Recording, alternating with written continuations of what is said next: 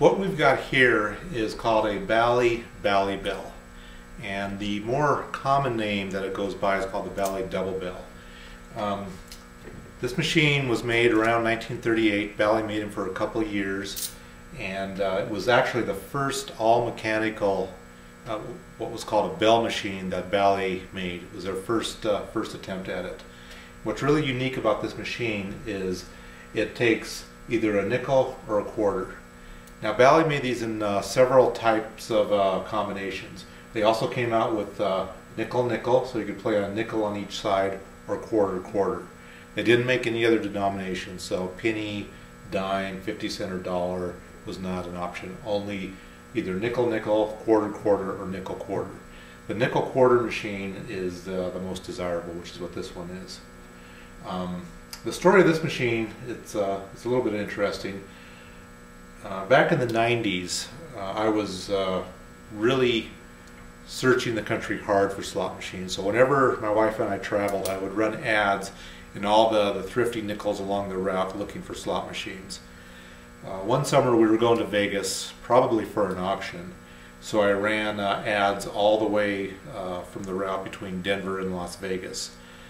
Someone in Grand Junction answered my ad, and they said they had an old slot machine that was in their closet and they were interested in selling it, and that's all they said. Fortunately, I got the message just when we were outside of Grand Junction. So I gave him a call and we stopped by his house, and this is the machine that he had in his closet. And this was probably in the early 90s, like 92, 93, something like that. And he told me that his wife had given it to him as an anniversary present back in the early 60s. And they put a few coins through it, it jammed, they had no idea how to fix it, so that's where it has been ever since. So it had been in the closet for about 30 years. And he didn't say where his wife bought it, whether it was from an antique store or what. But that's the way you want to find machines. You want to find them all original, machines that haven't been messed with, just nice condition. And so we worked out a deal. I bought the machine, and it's been in my collection ever since. So it's been in my collection since, I think this was like 92 or 93, so close to 17 years. And I've had it on display ever since. Haven't really played it much, but anyway, as my wife puts it, the collection is officially out of control, so I need to sell some stuff, because now machines are just sitting on the floor, and I've pretty much made the decision that once the collection gets at that level, I need to sell some machines. And I'm now concentrating on the much earlier machines, the pre-1920 machines. This is, like I said, is about 1938. Bally made them for a couple of years. From the research that I found, they're not sure on the production run. The late Dick Bushell researched this machine, and he actually talked to some folks at Bally, and they didn't think the production ran over 500 machines, but no one knows for sure. The serial number on this machine is 15217. And on the Bally machines, on the double bells or the Bally bells, the serial number is in two spots. There's one right here, and then there's also one on the mechanism, and I'll show you that on the mechanism. And obviously, it's good if the mechanism or if the serial numbers match, which they do in this case. This machine is 15217 on the case, and the mechanism is the same. So what I'll do is I'll go ahead and cycle it a few times, then I'll pull the mechanism out, and I'll show you how the mechanism works and all that. So if you're interested in the machine, send me an email, and I think it's priced very reasonably for how scarce this machine is, and the extremely nice original condition. The reel strips are just in really good shape. One thing I want to point out on this machine before I do that is the escalator mechanism. Unlike all the other machines at the time where they had mechanical fingers to move the coins down or across, so you can see the last 4 or 5 machines, or 4 or 5 coins played. This machine actually has a metal band where the coins enter, and then the band will actually move the coins down as you cycle it. And the purpose of that was so that the operator and the player could see the last 4 or 5 coins played, and they could tell if real coins were being used or if slugs were being used. So I'm going to go ahead and cycle it. And like I said, this is actually, you can play nickels and quarters or just one at a time. So I'll zoom in a little bit before I play it. And so now I'm just going to go ahead and play a quarter. We'll just play the left side.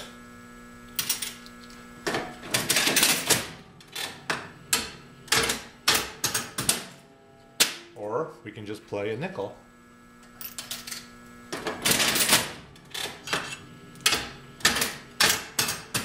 Almost hit a winner. Or you can play a total of 30 cents at a time, quarter on the left, nickel on the right.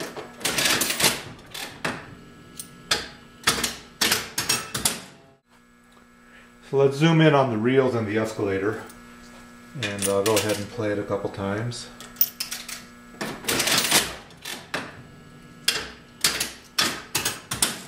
Almost hit a winner.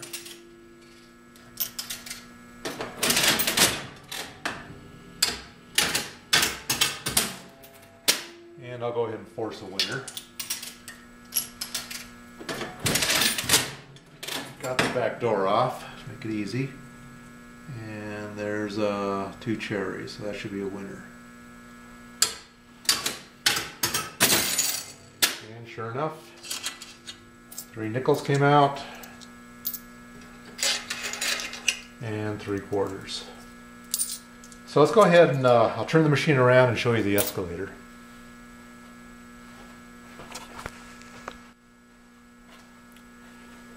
So here's the mechanism. Obviously here's the reels, here's the escalator that's on the left hand side of the machine, which is the 25-cent side. Over on the right hand side is the nickel. The clock is right here, which is in a interesting place. Most clocks on antique slot machines are down in this area. Obviously this is really basically 2 slot machines in one, so it's got one set of slides over here for the nickels and one set of slides over here for the quarter, and then here's the cash box, which is an original cash box. And the serial number on the mechanism is right here, and it is stamped 15217, which also matches the serial number right here, 15217. Still has an original Bally sticker on it, but it's kind of worn off. But that's good. It's got the original sticker.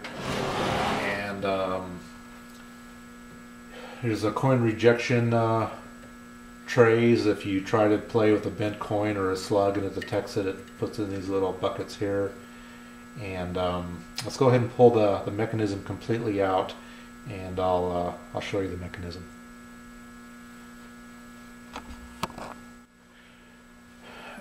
Actually, I thought it might be useful to actually show you how to pull the mechanism out on this. There's a little metal latch that's right here, and you actually need to hold that up, and when that is held up, the mechanism will slide out. If you don't hold it up, then it's locked into place. So you just have to hold this little lever up, and then you can pull it out, and then this bar here is what you want to hold on to when you pull it out. Now this mechanism is very heavy because well, it's massive. So slowly pull it out. And then you can set it on your workbench.